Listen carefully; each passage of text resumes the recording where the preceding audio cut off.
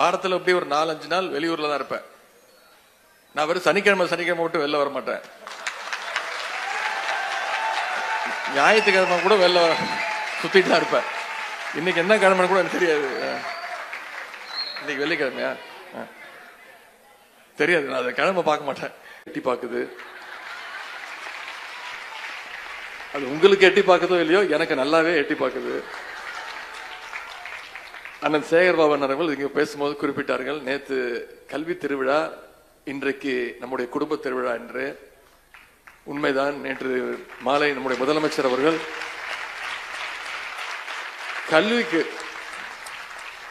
மாணவ செல்வங்களுடைய கல்விக்கு எவ்வளவு முக்கியத்துவம் கொடுக்கிறோம் அப்படிங்கிறதுக்காக ஒரு மிகச்சிறந்த நிகழ்ச்சி. எனக்கு தெரிஞ்சு தமிழ்நாட்டு பள்ளி கல்வித்துறை வரலாற்றிலே இப்படி ஒரு நெகிழ்ச்சியான நிகழ்ச்சி நடந்ததே கிடையாது. நம்முடைய திட்டங்களை எல்லாம் பாராட்ட தெலுங்கானாவுடைய முதலமைச்சர் மாண்புமிகு திரு ரேவந்த் ரெட்டி அவர்கள் வந்திருந்து அவர் மிகுந்த நிகழ்ச்சி அடைஞ்சிட்டார். அந்த நிகழ்ச்சி நேற்று முடித்து இன்றைக்கு நம்முடைய குடும்ப திருவிழாவாக பல்வேறு நலத்திட்டங்கள், திருநங்கைகளுக்கு நலத்திட்டங்கள், மகளிர் சுய உதவி குழுக்களுக்கு, சகோதரிகளுக்கு நலத்திட்டங்கள், கழகத்திற்காக உழைத்த மூத்த பொன்னோடைகளுக்கு பொற்கிழி, மாணவர்களுக்கு நலத்திட்டம், இப்படி பல்வேறு நிகழ்ச்சிகளை நடத்தியிருக்கின்றோம்.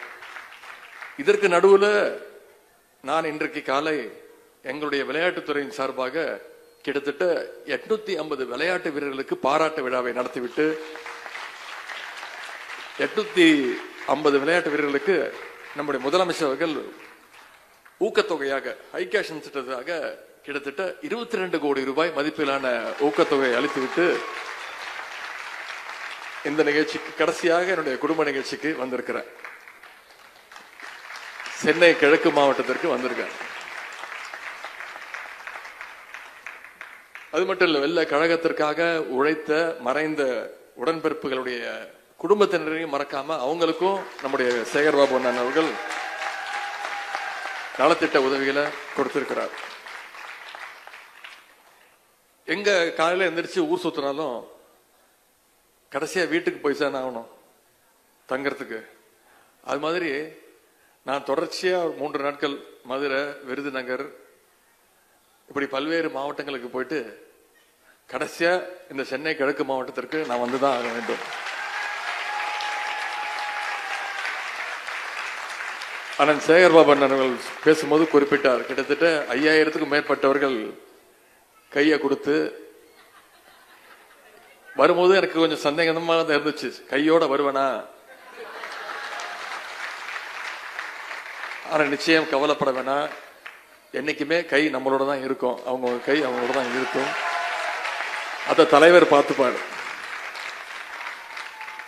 உங்களுடைய அன்புக்கு மத்தியில நான் இன்னைக்கு இந்த நிகழ்ச்சிக்கு வந்திருக்கிறேன். அதுவும் எப்பவுமே கிழக்கு மாவட்டம்னா ஸ்பெஷல். அதற்கு காரணம் நம்முடைய மாவட்ட கழக செயலாளர், உங்களுடைய மாவட்ட கழக செயலாளர் தலைவர் அவர்களால் செயல்பாபு என்று தொடர்ந்து பாராட்டை பெற்றவர் இந்து சமய அறநிலைத்துறை அமைச்சர் அண்ணன் சேகர்பாபு அவர்கள் மிக மிக முக்கியமான காரணம். மற்ற மாவட்ட செயலாளர்கள்லாம் என்கிட்ட தேதி வாங்குவாங்க, அண்ணன் சேகர்பாபு மட்டும்தான் தேதி கொடுப்பார்.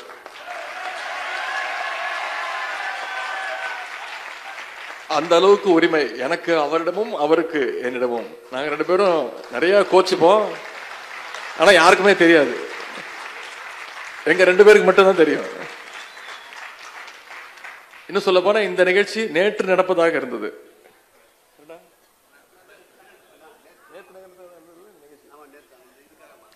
நேற்று நடப்பதாக இருந்த நிகழ்ச்சி உரிமையோடு என்ற ஒரு 3 நாள் மட்டும் தொலைபேசியில் அடிச்சு, அண்ணே அன்னைக்கு நடத்த முடியாது, நீங்க அடுத்த நாள் வாங்க அப்படின்னாரு. சரி நான் வந்துடுறேன் அப்படின்னு சொன்னேன். அவ்வளவுதான். அது அண்ணன் சேகர்பாபு அவர்கள் சொல்லிட்டா அது வேற ஒன்றும் கிடையாது, அத்தாரிட்டி கிடையாது, கேள்வி கேட்கறதுக்கு அத்தாரிட்டி கிடையாது.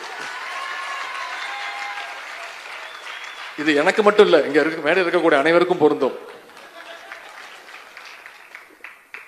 கழக முப்பெரும் விழாவை முன்னிட்டு கிட்டத்தட்ட தொடர்ந்து 13 நாட்கள் இந்த நிகழ்ச்சிகளை, பல்வேறு நிகழ்ச்சிகளை, பல்வேறு நம்முடைய கழக தலைவர்கள் அவர்களை, முன்னோடிகளை வைத்து இந்த நிகழ்ச்சியை சிறப்பாக நடத்திட்டு இருக்காருன்னா, இந்த 13 நாள் மட்டும் நிகழ்ச்சி நடத்தல, வருஷத்துல 365 நாளும் நிகழ்ச்சி நடத்துறவர் அண்ணன் சேகர் பாபு அவர்கள். ஏதாவது ஒரு நலத்திட்ட நிகழ்ச்சி நடந்துகிட்டே இருக்கும். மற்ற மாவட்ட கழக செயலாளர்களா முப்பெரும் விழானா 3 நாட்கள் நடத்துவாங்க, 10 நாட்கள் நடத்துவாங்க. ஆனா ஒரு மாசம் முழுக்க ஒரு விழாவை நடத்துறதுன்னா அண்ணன் சேகர் பாபு மட்டும்தான் அது முடியும். தலைவர் பிறந்த நாள், பொங்கல், தீபாவளி திருநாள், கிறிஸ்துமஸ், ரம்ஜான், என்னுடைய பிறந்த நாள், கலைஞருடைய பிறந்த நாள், நினைவு நாள், நிகழ்ச்சியை முடிவு பண்ணிடுவார். அதுக்கப்புறம் தான் காரணத்தை முடிவு பண்ணுவார். அப்படிப்பட்ட உழைப்பாளி அண்ணன் சேகர் பாபு அவர்கள். இங்க இன்னைக்கு இந்த மேடையில இத்தனை பேருக்கு நலத்திட்ட உதவிகளை கொடுக்கிறோம். இதுல இருந்து ஒரே ஒரு விஷயம் மட்டும் நீங்க உணர்ந்திருப்பீங்க, தமிழ்நாட்டு மக்கள் உணர்ந்திருக்கிறதுனா, தமிழ்நாட்டு மக்களோடு என்னைக்குமே தோளோடு தோல் நிற்கிறது நம்முடைய திராவிட முன்னேற்ற கழகம். எந்த நேரத்திலும் என்னிடம் பொதுவா மாவட்ட கழக செயலாளர்கள் அவங்களுடைய மாவட்டத்திற்கு, அவங்களுடைய தொகுதிக்கு தேதி கேட்டு வருவாங்க. திருமண நிகழ்ச்சி, அரசு நிகழ்ச்சி, கழக நிகழ்ச்சின்னு அமைச்சர்கள்லாம் கேட்கும்பொழுது நான் சொல்லுவேன், நான் வரேன், உங்க மாவட்டத்துக்கு வரேன், எத்தனை நிகழ்ச்சி வேணா நடத்துங்க, திருமண நிகழ்ச்சியா இருக்கட்டும், எத்தனை நிகழ்ச்சி வேணா நடத்துங்க, இளைஞரணி நிகழ்ச்சி நடத்துங்க, நான் வந்துடுறேன். ஆனா என்னுடைய திருப்திக்காக, என்னுடைய மன மகிழ்ச்சிக்காக நீங்க ஒரே ஒரு நிகழ்ச்சி நடத்தணும் அப்படின்னு அவங்க கிட்ட ஒரு அன்பு கட்டளையிடுவேன். என்ன அப்படின்னு கேட்பாங்க. நான் சொல்லுவேன், எல்லா நிகழ்ச்சியும் கலந்துக்கிறேன், ஆனா எனக்காக ஒரு நிகழ்ச்சி, அது கழகத்திற்காக உடைத்த மூத்த முன்னோடிகளை கூப்பிட்டு நீங்க அவங்கள கௌரவப்படுத்தி பொற்கிழி வழங்கணும் அப்படின்னு உரிமையா கேட்டு, கிட்டத்தட்ட தமிழ்நாட்டில் இருக்கக்கூடிய கழக மாவட்டங்கள் அத்தனை மாவட்டங்களையும் சென்று அத்தனை கழக மூத்த முன்னோடிகளையும் சந்திச்சு நிகழ்ச்சி நடத்தியிருக்காங்க. அந்த வரிசையில இன்னைக்கு சேகர் பாபு அவர்கள் எங்கிட்ட கேட்காமையே, நான் கேட்காமையே அவர் இந்த நிகழ்ச்சியை ஏற்பாடு செஞ்சிருக்கிறார். இன்னைக்கு கிட்டத்தட்ட 1000 பேருக்கு நலத்திட்ட உதவிகளை வழங்குறோம்னா 1000 குடும்பங்களுக்கு நாம விளக்கேற்றி வைக்கிறோம்னு அர்த்தம். அதுவும் குறிப்பா இன்னைக்கு கழகம் சார்பாக இந்த நிகழ்ச்சினா, அரசு சார்பாக நம்முடைய தலைவர் அவர்கள் முதலமைச்சராக பொறுப்பேற்று ஒவ்வொரு நாளும் பல்வேறு திட்டங்களை செயல்படுத்தியிருக்கிறார். இன்னைக்கு நாம அடிச்சு சொல்லலாம், நிச்சயமாக சொல்லலாம், தமிழ்நாட்டில் இருக்கக்கூடிய ஏதோ எல்லா வீட்லயும் நிச்சயம் ஒருத்தராவது நம்முடைய அரசினுடைய திட்டங்களால பயன்பெற்றவர் யாராவது ஒருத்தராவது இருப்பாங்க. ஏதாவது ஒரு திட்டத்துல ஏதாவது ஒரு வகையில நிச்சயம் பயன்பெற்றிருப்பாங்க. அதுல முக்கியமா சில திட்டங்களை மட்டும் இங்க நான் குறிப்பிட உங்களுக்கு ஞாபகப்படுத்த விரும்புறேன். உங்களுக்கு ஞாபகம் இருக்கும், ஆனா மறதி இருக்கு பாத்தீங்களா, அதுதான் இருக்கிறதுல மிகப்பெரிய பிரச்சனை. அது பொய் உண்மையை விட ரொம்ப வேகமா பயணிக்கும். இப்ப உண்மையை நம்புறாங்களோ இல்லையோ, பொய்யை தான் முக்கியமா நம்புறாங்க, சீக்கிரமா நம்பிடுறாங்க. அதனால நம்முடைய திட்டங்களை அடிக்கடி மக்கள்கிட்ட ஞாபகப்படுத்துறதுல எந்த தவறும் கிடையாது, நல்ல திட்டங்கள் தானே. நம்முடைய தலைவர் அவர்கள் உங்களுடைய ஆதரவால 2021ஆம் ஆண்டு முதலமைச்சர் பொறுப்புல அமர்ந்தார். அவர் முதலமைச்சர் அமர்ந்த உடனே முதல் நாள் போட்ட 5 கையெழுத்துக்கள்ல முதல் கையெழுத்து மகளிருக்கான விடியல் பயண திட்டம் அப்படின்ற ஒரு கையெழுத்து. இது தேர்தல் அறிக்கையில நம்முடைய தலைவர் அவர்கள் சொன்ன வாக்குறுதி, சொன்னதை நாளே செஞ்சார். நான் சொன்னா நம்ப மாட்டீங்க, இவ்வளவு மகளிர் வந்திருக்கிறீங்க, நான் கிண்டலுக்காக சொல்லல. இந்த மகளிர் விடியல் பயண திட்டத்துல 4.5 வருஷத்துல எத்தனை முறை மகளிர் பயணிச்சிருப்பாங்கன்னு உங்களால சொல்ல முடியுமா? சுமாரா கணக்கே இல்லையா? என்கிட்ட கணக்கு இருக்கு. 780 கோடி பயணங்களை மகளிர் மேற்கொண்டிருக்கிறாங்க. எவ்வளவுமா? 780 கோடி பயணங்கள், 780 crores. ஆண்கள் நாமெல்லாம் கத்துக்கணும், மகளிர்கிட்ட ஒரு திட்டத்தை எவ்வளவு அதிகமா பயன்படுத்த முடியும், அதனால பயன்பெற முடியும்னு கத்துக்கணும். இது நான் நகைச்சுவைக்காக சொல்லமா, உண்மையாகவே அதுதான் அந்த திட்டத்துடைய வெற்றி. அதே மாதிரி காலையில எந்திரிச்சு குழந்தைங்க பள்ளிக்கூடத்திற்கு சீக்கிரம் போகணும், வேலைக்கு போற பெற்றோர்களுக்கு எந்திரிச்சு டிஃபன் சமைக்க நேரம் இருக்கு, வெறும் வயிற்றுல அனுப்பிச்சு விட்டுருவாங்க. அந்த குழந்தை பள்ளிக்கூடத்துக்கு போனோடனே வீட்லயோ வேலைக்கு போன பெற்றோரோ உட்காந்து யோசிச்சுட்டே இருப்பாங்க. காலைல வெறுவயத்துல போனானே பையன் குழந்தை சாப்பிட்டானா தெரியலையே, பசியில இருந்திருப்பானே, பாடத்தை கவனிச்சானா அப்படின்னு அந்த யோசனையில இருப்பாங்க. நம்முடைய முதலமைச்சர் அவர்கள் ஒரு பள்ளிக்கூடத்திற்கு ஆய்வுக்கு போனார், இன்ஸ்பெக்ஷன் போனார். அப்போ ஒரு குழந்தை அங்க பசி மயக்கத்தோட இருந்துச்சு, சோர்வா இருந்துச்சு. அந்த குழந்தைய கூப்பிட்டு கேட்டாரு, என்ன தம்பி என்ன பிரச்சனை, ஏன் ஒரு மாதிரி டயர்டா இருக்கன்னு. அந்த குழந்தை சொல்லுச்சு, ஐயா நான் காலையில சாப்பிடல, வெறுமயத்துல வந்துட்டேன், பசி அப்படின்னு. முதலமைச்சர் அன்னைக்கே உத்தரவு போட்டார், இனிமே 1ஆம் வகுப்புல இருந்து 5ஆம் வகுப்பு வரை படிக்கக்கூடிய மாணவர்கள் காலைல பள்ளிக்கூடத்துக்கு வந்தா அவங்களுக்கு தரமான காலை உணவு திட்டம். இப்போ பெற்றோர்கள் மகிழ்ச்சியோடு வாழ்த்தி நிம்மதியா அனுப்புறாங்க. என் குழந்தைய பார்த்துக்க முதலமைச்சர் இருக்கிறாரு, என் குழந்தைய பார்த்துக்க திராவிட மாடல் அரசு இருக்குன்னு வாழ்த்தி அனுப்புறாங்க. காலைல வந்தோடனே முதல்ல தரமான உணவு, அதன் பிறகு தரமான கல்வி. இன்னைக்கு இந்த திட்டத்தை ஒரு நாள் எத்தனை குழந்தைங்க பயன்படுறாங்க? 22 லட்சம் குழந்தைங்க தினமும் இந்த முதலமைச்சர் காலை திட்டத்துல பயன்பட்டு இருக்காங்க.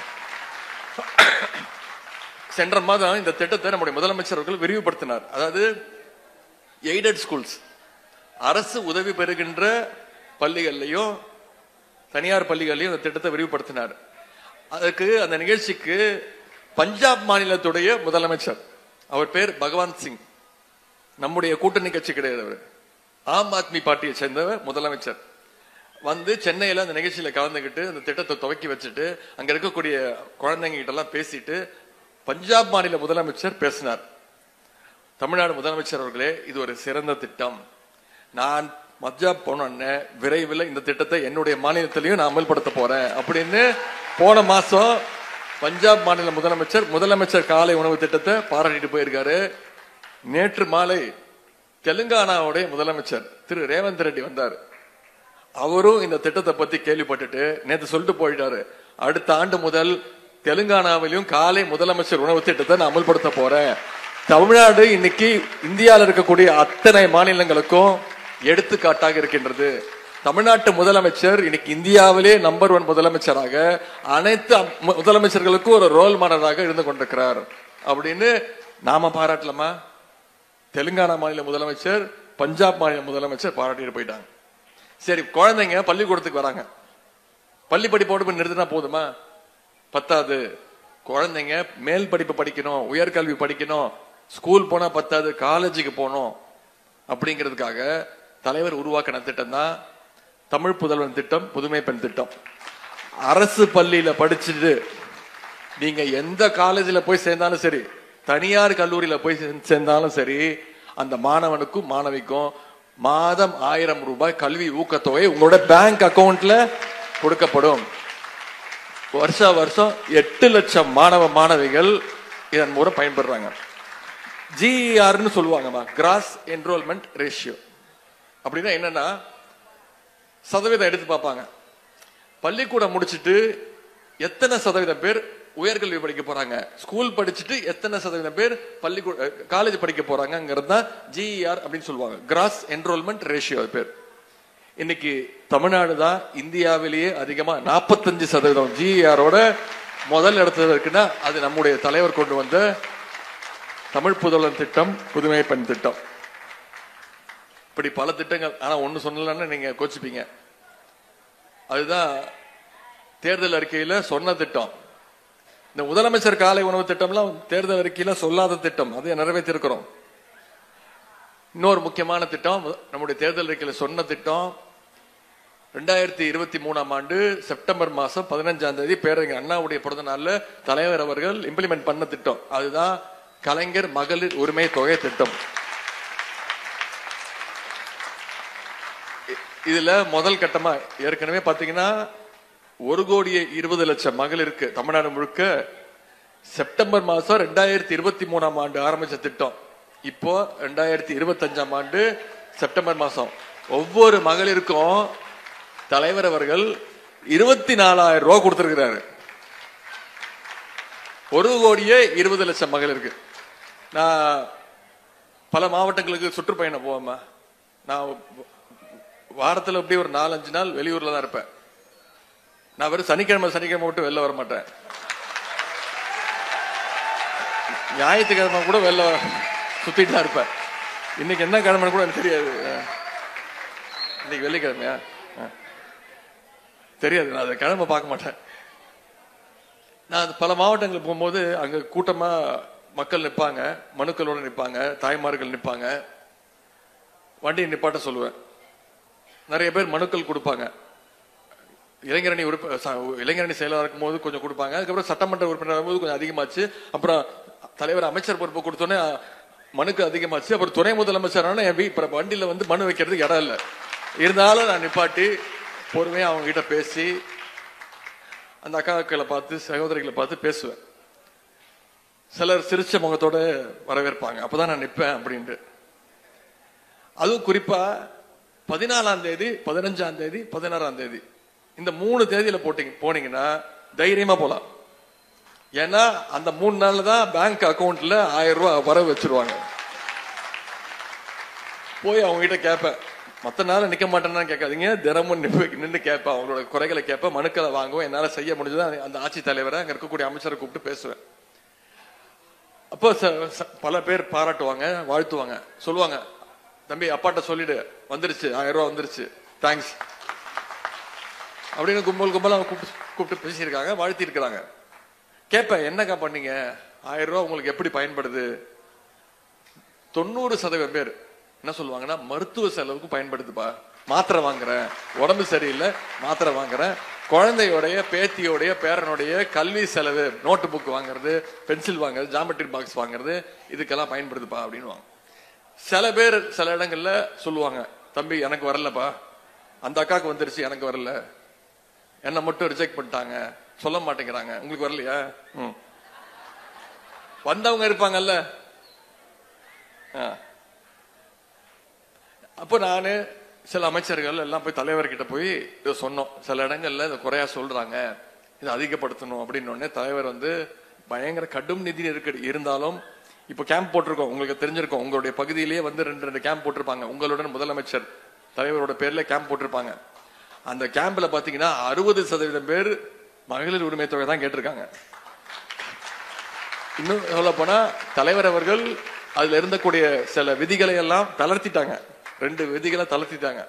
நிச்சயமா சொல்ற, இன்னும் 2 மாதங்கள்ல இன்னும் கூடுதலான தகுதி வாய்ந்த அதிக மகளிருக்கு கலைஞர் மகளிர் உரிமை தொகையை தலைவர் அவர்கள் நிச்சயம் கொடுப்பார். இந்த திட்டத்தெல்லாம் பண்ணிருக்கோம்ல, இந்த தைரியத்துலதான் நம்முடைய தலைவர் அவர்கள் ஒரு திட்டத்தை ஆரம்பிச்சார். ஓரணியில் தமிழ்நாடு அப்படின்ற ஒரு முன்னெடுப்பை நம்முடைய கழகத்தினர் மேற்கொள்ளணும், பொதுமக்களை அவங்க வீட்டுக்கே போய் சந்திக்கணும், கழகத்துல சேர்க்கணும்னு சொன்னாரு. இவ்வளவு திட்டங்களை செஞ்சிருக்கோங்கிற அந்த தைரியத்துலதான் மக்களை போய் நம்முடைய கழகத்தினர் போய் சந்திச்சாங்க. இன்னைக்கு கிட்டத்தட்ட 2,50,00,000 பேரை கழகத்துல நாம இணைச்சிருக்கிறோம். ஆர்வத்தோட சேர்ந்திருக்கிறாங்க, நிறைய பேர் சேர்ந்திருக்கிறாங்க. இதுல சேர்ந்தா 1000 ரூபாய் வந்துரும் போல இருக்குன்னு அதுவும் எனக்கு தெரியும். அப்படி சேர்க்க கூடாதுன்னு நான் சொல்லியிருக்கிறேன். ஆர்வத்தோட சேர்ந்திருக்கிறாங்க. நம்மளுடைய அந்த எழுச்சியை பார்த்து, மக்கள் வர்ற அந்த வேகத்தை பார்த்து இன்னைக்கு சங்கி கூட்டத்துக்கும் அடிமை கூட்டத்திற்கும் தூக்கம் போயிடுச்சு. குறிப்பா ஒன்றிய பாசிச பாஜக அரசு தமிழ்நாட்டுக்கு எப்படியெல்லாம் தொல்லை கொடுக்கணுமோ ஒவ்வொன்னுத்தையும் ஒவ்வொரு நாளும் ரூம் போட்டு யோசிச்சு தொந்தரவு கொடுத்துக்கிட்டு இருக்காங்க. நமக்கு வர வேண்டிய நிதி உரிமையை தடுத்து நிப்பாட்டுறாங்க. ஆனா இன்னைக்கு ஒரு வாரமா புதுசா ஒரு ஒரு நாடகத்தை கிளப்பியிருக்காங்க. என்ன, ஜிஎஸ்டிய குறைச்சிட்டோம், நாங்க தான் ஜிஎஸ்டிய குறைச்சோம் அப்படின்னு ஒன்றிய பாஜக அரசு இந்த நாடகத்தை ஆடுது. இது என்ன கேவலம்னா, அதிமுகவும் சேர்ந்ததுக்கு ஜாலரா அடிச்சிட்டு இருக்கு. நான் ஒண்ணு கேட்கிறேன், பெருமையா பேசுறீங்களே ஜிஎஸ்டியை குறைச்சிட்டோம்னு. நான் கேட்கிறேன், இந்த ஜிஎஸ்டியை 8 வருஷத்துக்கு முன்னாடி ஏத்துனது யாரு? ஏத்தன நாள்ல இருந்து இதுக்கு எதிர்த்து குரல் கொடுக்கக்கூடிய யாரு? பாதிக்கப்பட்டது தமிழ்நாட்டு மக்கள். கிட்டத்தட்ட 55 லட்சம் கோடி ரூபாயை தமிழ்நாட்டு மக்கள் ஜிஎஸ்டி வரியா கட்டி இருக்கிறோம் 8 வருஷத்துல. அந்த பணத்தை திருப்பி கொடுத்தீங்களா? நமக்கு வர வேண்டிய கல்வி நிதியை கொடுத்தீங்களா? என்ன கண்டிஷன் போட்டீங்க? புதிய கல்விக் கொள்கை, நியூ எஜுகேஷன் பாலிசியை ஏத்துக்கிட்டாதான் தமிழ்நாட்டுக்கு வர வேண்டிய 2200 கோடியை கொடுப்பேன்னு ஒன்றிய அமைச்சர் தர்மேந்திர பிரதான் சொன்னார். ஆனா அந்த புதிய கல்விக் கொள்கையில் என்ன இருக்கு? சமஸ்கிருதத்தை தமிழ்நாட்டுக்குள்ள நுழைக்கிறதுக்காக கொண்டு வரப்படுறதா புதிய கல்விக் கொள்கை. குலக்கல்வி திட்டத்தை உள்ள கொண்டு வரதுக்காக கொண்டு வரப்பட்ட திட்டம் தான் புதிய கல்விக் கொள்கை. எப்படியாவது 3வது மொழியா ஹிந்திய தமிழ்நாட்டுக்குள்ள மீண்டும் திணிக்கணும்னு கொண்டு வந்த திட்டம் தான் புதிய கல்விக் கொள்கை. நம்ம முதலமைச்சர் மிக தெளிவா தைரியமா சொன்னார், நீ இதெல்லாம் தமிழ்நாட்டுக்குள்ள கொண்டு வரதுக்காக புதிய கல்விக் கொள்கை கொண்டு வர, புதிய கல்விக் கொள்கை ஏத்துக்கிட்டாதான் 2500 ரூபாய் கொடுப்பன்ற.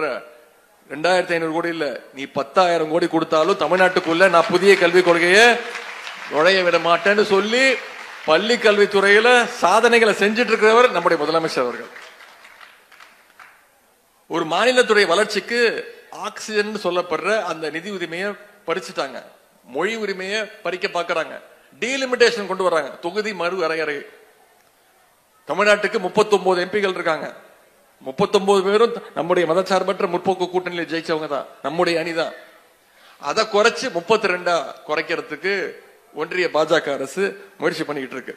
ஆனா எப்பெல்லாம் நம்முடைய மாநில உரிமைகள் பறிக்கப்படுதோ அப்பெல்லாம் இந்தியாவுக்கே வழிகாட்டியா எதிர்த்து குரல் கொடுக்கக்கூடிய முதலமைச்சர் நம்முடைய கழக தலைவர் என்பதை தமிழ்நாட்டு மக்களுக்கும் தெரிஞ்சிருக்கு, ஒன்றிய பாஜகவுக்கும் தெரிஞ்சிருக்கு. தமிழ்நாட்டுக்கு மட்டும் இல்ல, நம்முடைய தலைவர் இங்கிருந்து பீகாருக்கு போய் பீகார் மாநிலத்தோட உரிமைக்கு குரல் கொடுத்து வந்திருக்கிறார். ஆனா இதற்கெல்லாம் ஒன்றிய பாஜக அரசு திருந்தின மாதிரி இல்ல. ஜிஎஸ்டி குறைக்கிறோம்னு சொல்லி ஒரு நாடகத்தை ஆடி இருக்கிறாங்க. ஏத்தணும் ஏத்துனதே நீங்க தானே, இதுக்கு பருத்தி மூட்டை குடோன்லயே இருந்திருக்கலாம்.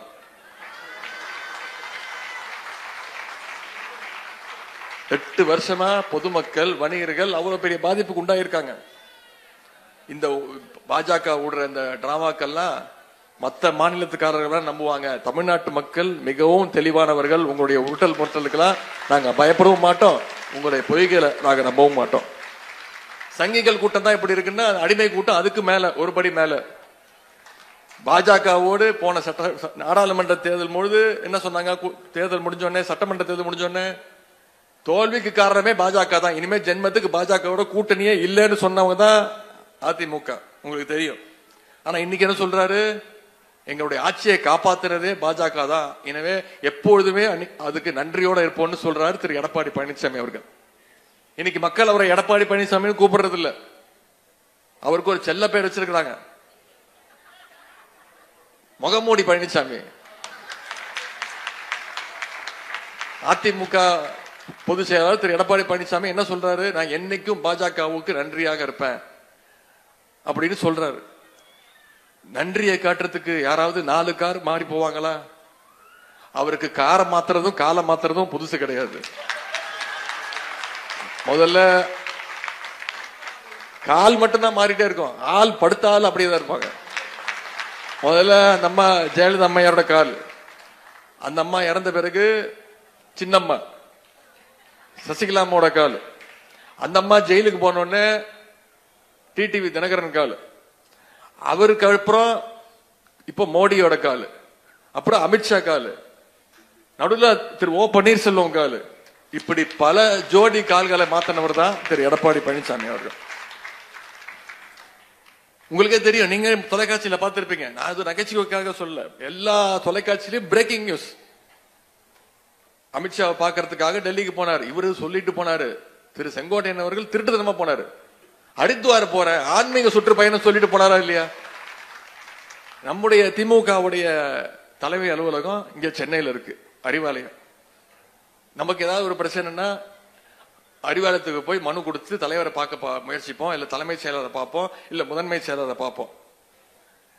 அதிமுகவோட தலைமை அலுவலகம் ராயப்பேட்டையில இருக்குன்னு நம்ம நினைச்சுக்கிட்டு இருக்கோம், ஆனா அது ராயப்பேட்டையில இல்ல, அமித்ஷாவோட வீட்டுல இருக்கு. அதிமுகன்ற கட்சி மட்டும்தான் இங்க இருக்கு, ரிமோட் கண்ட்ரோல் டெல்லியில இருக்கு. போகும்போது தைரியமா போயிட்டாரு திரு எடப்பாடி பழனிசாமி அவர்கள், போகும்போது அமித்ஷா வீட்டுக்கு தைரியமா போயிட்டாரு. ஆனா வரும்போது பாத்தீங்கன்னா 4 கார் மாறி முகத்தை மூடிக்கிட்டு திருட்டுத்தனமா உள்ள என்ன டீலிங் நடந்ததுன்னு யாருக்கும் தெரியல. ஒரு படத்துல நகைச்சுவை நடிகர் வைகை வடிவேலு சொல்லுவாரு, அந்த டீலிங் எனக்கு ரொம்ப பிடிச்சிருந்துச்சு, தெரியும்ல உங்களுக்கு, பேக்கரியை நான் வச்சுக்கிறேன்,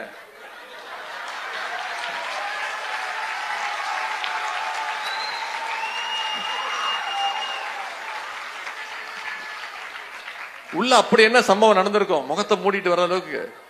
கேட்டா அடுத்த நாள் பத்திரிகையாளர் தந்து சொல்றாரு, வேர்த்திருச்சு. உங்களுக்கு வேர்க்கிற அளவுக்கு என்ன பண்ணாங்க உள்ள? வந்தது பல கோடி ரூபாய் மதிப்புள்ள கார், விமானம் மாதிரி இருக்கும் அந்த கார். அதுலயே அவருக்கு வேர்த்திருக்குன்னா, நான் சொல்றேன், உங்களுக்கு முகம் வேர்க்கல, கண்ணு வேர்த்திருக்கு.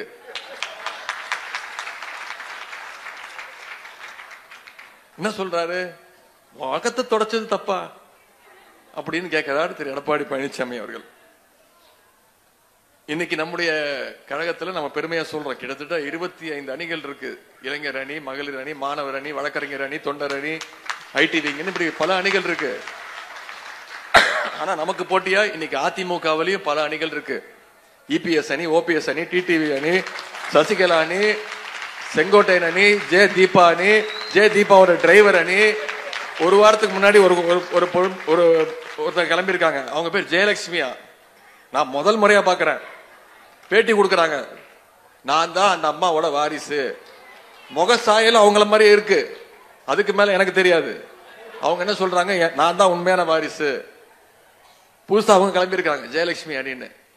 நம்ம திமுக காரனுக்கும் அதிமுக காரனுக்கும் வித்தியாசம் இருக்கு. அதை மட்டும் இங்க நான் சொல்லி முடிச்சிடுறேன், இதுக்கு மேல பேச விரும்பல. 2வது பந்தி ஆரம்பிச்சிருப்பாங்க. நம்ம திமுக காரங்க உடன்பிறப்புகள்லாம் வெவ்வேறு இடத்துல இருக்கிறோம். என்னைக்காவது ஒரு நாள் சந்திப்போம், 30 விழாவில் சந்திச்சிருப்போம். அப்புறம் இன்னைக்கு நிகழ்ச்சியில் 3 நாளுக்கு அப்புறம் சில பேர் சந்திச்சிருப்பீங்க. ஒரு மாசம் கழிச்சு 2 மாசம் கழிச்சு சந்திச்சிருப்பீங்க. என்ன பேசிப்போம், என்னப்பா நல்லா இருக்கியா, வீட்டுல எல்லாம் நல்லா இருக்காங்களா, பசங்க நல்லா படிக்கிறாங்களா, இன்னைக்கு தலைவர் அறிக்கை பாத்தியா, இன்னைக்கு கூட்டத்துக்கு போறியா, இன்னைக்கு அண்ணன் சேகர் பாபன் அவர்கள் நிகழ்ச்சி நடத்துறாரு போறியா, நான் இத்தனை மணிக்கு வரேன். இதுதான் நம்முடைய உடன்பிறப்புகள் பேசக்கூடிய பேச்சு. இப்படிதான் உரையாடிப்போம். இதே 2 அதிமுக காரன் ரொம்ப நாளுக்கு அப்புறம் சந்திச்சான்னா என்ன பேசுவான்னு நீங்க யோசிச்சு பாருங்க. பேசிக்கவே மாட்டான். 2 பேர் திரு மொழிப்பானுங்க. இவங்கிட்ட பேசலாமா வேணாமா, இவன் இப்ப எந்த அணியில இருப்பான், இவன் போன வாரம் வரைக்கும் அந்த அணியில இருந்தா இவன் நம்மளை காலை வாரி விட்டுருவான், அதுக்கு முன்னாடி நாம அவன் காலை வாரி விடணும். கரெக்டா இல்லையா? அத்தனை அணிகள் இன்னைக்கு விட்டா தொகுதிக்கு ஒரு அணி ஆரம்பிச்சிருவாங்க. பச்சை கலர் பஸ் எடுத்துட்டு 2 மாசம் முன்னாடி கிளம்பினப்போ பஸ்ல நல்லா கூட்டம் இருந்துச்சு. இன்னைக்கு பாதி பிரச்சாரம் முடிஞ்சிருச்சு, பஸ்ல கூட்டம் பாதி தான் இருக்கு. ஒரு பஸ் ஸ்டாப்லயும் பாதி பேர் இறங்கி போயிட்டே இருக்கிறாங்க. எனக்கு தெரிஞ்சு முடியும் போது அவரும் டிரைவர் மட்டும்தான் இருப்பாங்க. நீங்க பச்சை கலர் பஸ் எடுத்துட்டு போங்க, மஞ்சள் கலர் பஸ் எடுத்துட்டு போங்க. நான் நிச்சயமா சொல்றேன், கடைசியா ஜெயிக்க போவது எங்களுடைய மகளிர் விடியல் பயண திட்டத்துல முதலமைச்சர் கொடுத்திருக்கக்கூடிய பிங்க் பஸ் தான். நிச்சயம் அனைத்து பஸ்களையும் ஓவர்டேக் பண்ணி இந்த தேர்தலில் மகளிர் ஜெயிக்க வச்சிருவாங்க. அந்த நம்பிக்கை எனக்கு இருக்கு, உங்களுக்கு இருக்கா? இதே உணர்வோடு இதே எழுச்சியோடு அடுத்த 6 மாத காலம் நாம பயணிக்கணும். செய்வீங்களா? நிச்சயம் பண்ணுவீங்களா? மற்ற மாவட்டங்கள்ல சொல்லலாம், நான் இன்னைக்கு இங்க இருக்கேன், நாளைக்கு போயிருவேன், அடுத்தடுத்த தொகுதிக்கு போயிருவேன்னு. கிழக்கு மாவட்டத்தை அதுவும் சொல்ல முடியாது, ஏன்னா அடிக்கடி வருவேன். என்னுடைய ஒருத்தருடைய பிரச்சாரம் பத்தாது. பாகமுகர்கள் வந்திருக்கீங்க, கவனமா இருக்கணும். உங்களுக்குள்ள இருக்கக்கூடிய சின்ன சின்ன மனக்கசப்புகள் அதெல்லாம் அடுத்த 6 மாசத்துக்கு மறந்துடணும். நாம இப்ப அத்தனை பேரும் ஒரே அணி, கலைஞர் அணி. அடுத்த 6 மாசம் மக்களை தினமும் சந்திக்கணும், நேருக்கு நேரா சந்திக்கணும், அவங்க வீட்டுக்கு போய் திண்ணை பிரச்சாரம் பண்ணணும். நம்ம செஞ்சிருக்கக்கூடிய சாதனை, சில கட்சிகள்லாம் இப்ப புதுசா வந்திருக்கு, கொள்கைனா என்னன்னு கேக்குறான், அவனுக்கு என்னன்னு தெரியல கொள்கைனா. அவங்களுக்கெல்லாம் திமுக உடைய கொள்கையை பத்தி நீங்க பேசணும்.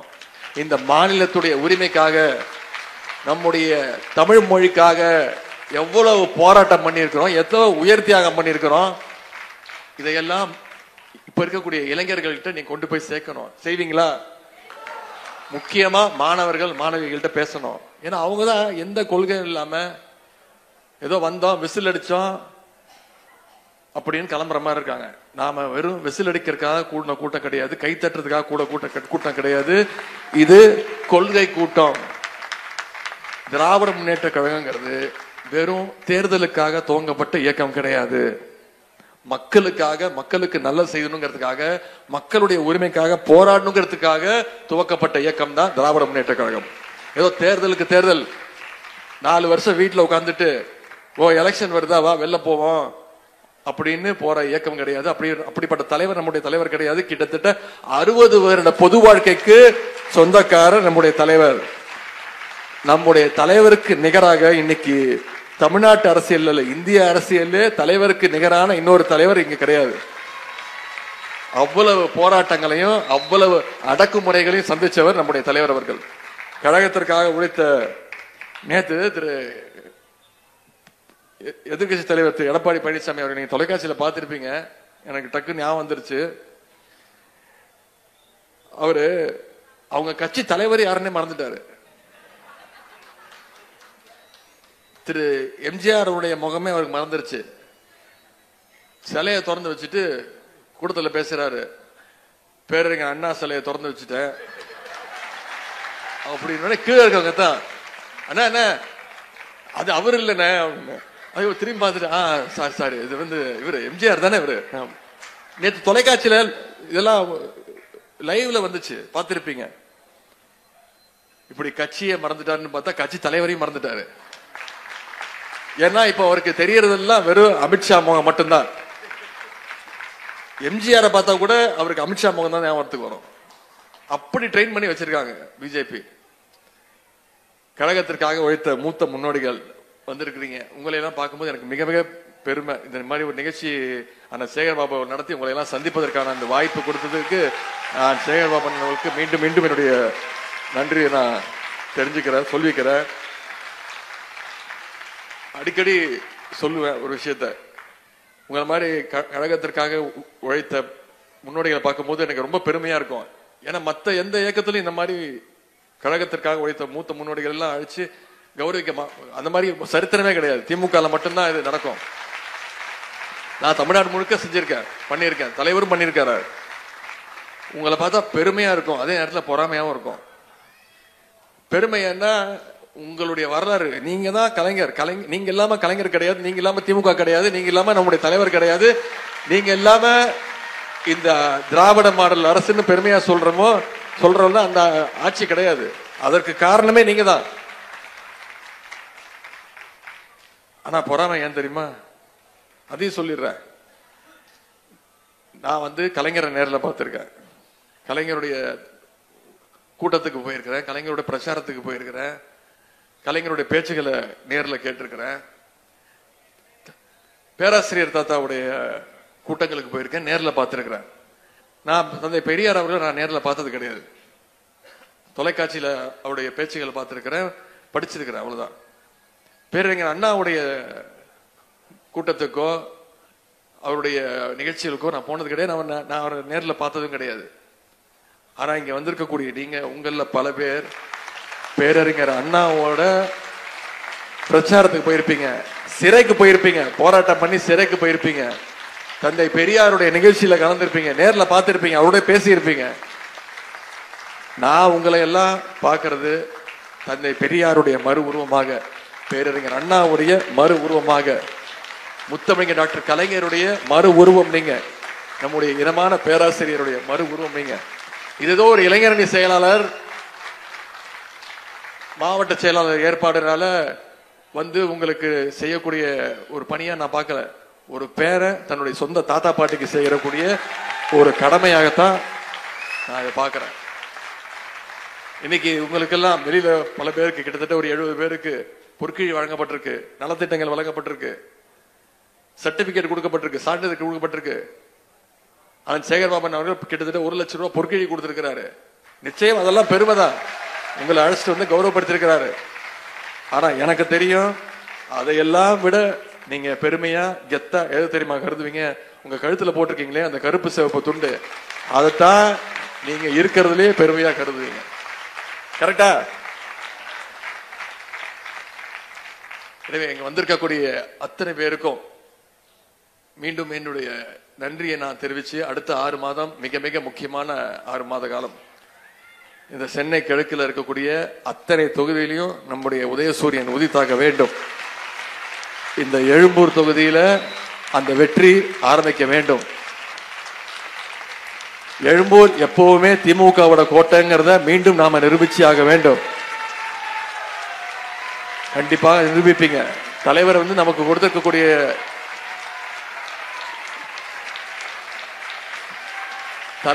கொடுத்திருக்கக்கூடிய இலக்கு 200, குறைந்தது 200 தொகுதியில ஜெயிப்போன்னு தலைவர் நமக்கு டார்கெட் கொடுத்திருக்கிறாரு. நான் சொல்றேன், தமிழ்நாடு முழுக்க பயணம் பண்ணிக்கிட்டு இருக்கிறேன். நான் சொல்றேன், நம்ம மக்களுடைய எழுச்சி, கழகத்தினுடைய எழுச்சியை பார்க்கும்போது நாம அடுத்த 6 மாசம் சரியா வேலை பார்த்தோம்னா, மக்களை சந்திச்சு மக்களோட பிரச்சாரம் பண்ணோம்னா நிச்சயம் 200 இல்ல 200க்கும் அதிகமான தொகுதிகளில் நாம வெற்றி பெற போவது உறுதி. அந்த கணக்கை இன்னைக்கு எழும்பூர்ல இருந்து நீங்க ஆரம்பிக்க வேண்டும் என்று கேட்டுக்கொண்டு, வெல்வோம் 200, படைப்போம் வரலாறு என்று கூறிக்கொண்டு அண்ணன் சேகர்பாபு அண்ணனுக்கு மீண்டும் என்னுடைய நன்றி தெரிவித்து வாய்ப்புக்கு நன்றி கூறி விடைபெறுகின்றேன். நன்றி, வணக்கம்.